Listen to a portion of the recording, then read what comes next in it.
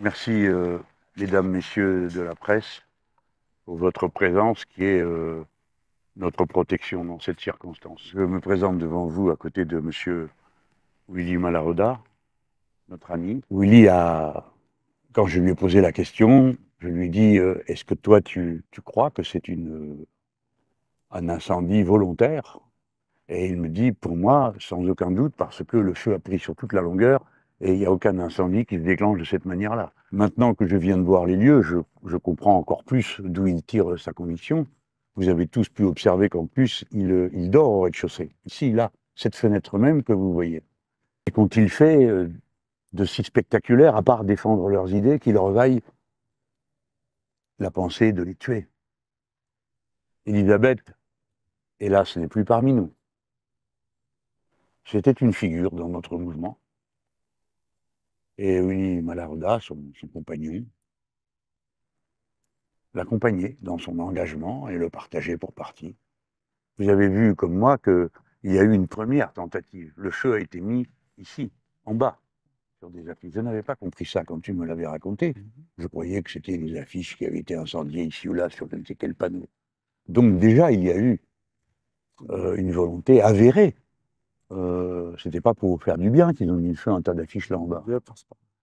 De même, quand on a jeté des pieds de porc dans ce jardin, en réplique aux arguments que nous portons de la tolérance et du respect de la liberté de conscience, notamment pour les musulmans. Après tout, nous sommes en France, et la France est la terre de la liberté de conscience. On a compris que eux ont compris parce qu'ils sont très modestes, ils n'ont pas aussitôt remué ciel et terre, cherché à se singulariser, à téléphoner partout.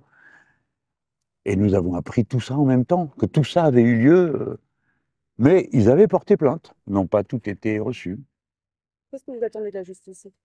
La justice, rien de plus, la justice. Mais nous parlons d'une tentative d'assassinat. J'ai fait l'objet de 2 complots pour m'assassiner. Le premier a été puni par la justice par 9 ans de prison à l'intéressé, et le second à 18 ans. C'est dire que j'ai été moi aussi en quelque sorte préparé à l'idée que ça se resserrait, que maintenant tout le monde pouvait être visé. Les consignes ont été passées à tous nos députés, et à eux, les premiers qui sont visés pour ne pas devenir des cibles.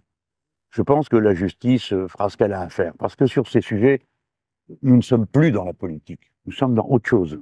On ne demande pas à la justice de départager des points de vue politiques, ce n'est pas le sujet.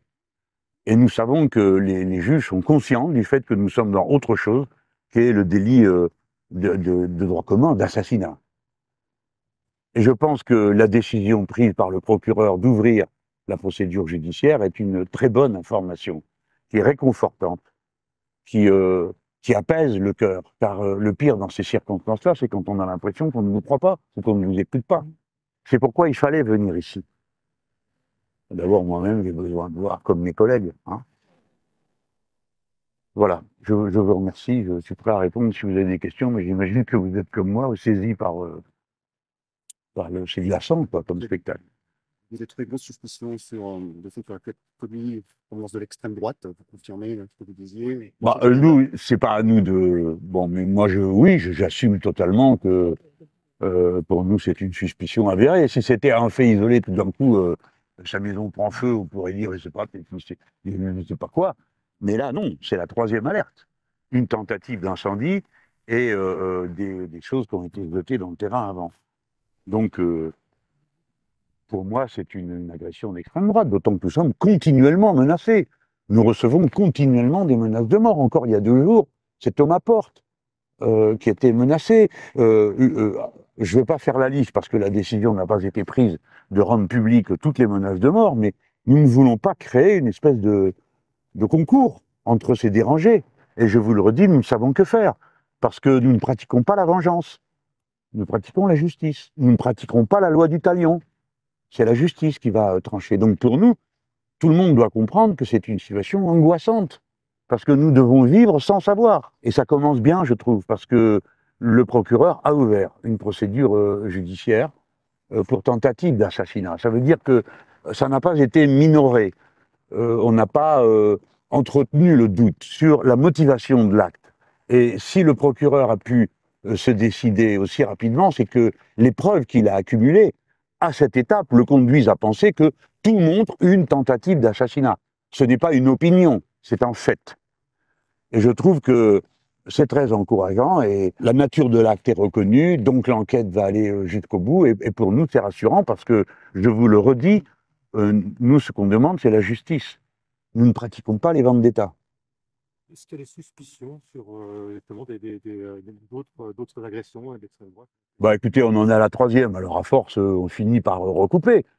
Je parle de l'extrême droite parce que les menaces de cette nature, à l'heure à laquelle nous parlons, sont innombrables sur les réseaux sociaux. Pas une ou deux, c'est je ne sais combien.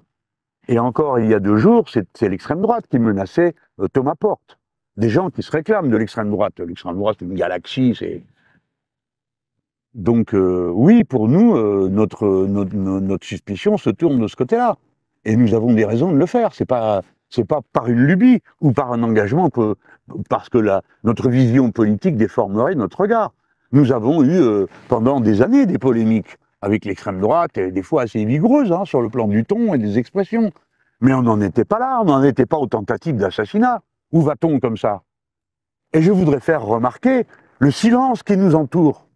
Et vous devez comprendre pourquoi nous sommes glacés à nous sentir seuls dans ces circonstances-là.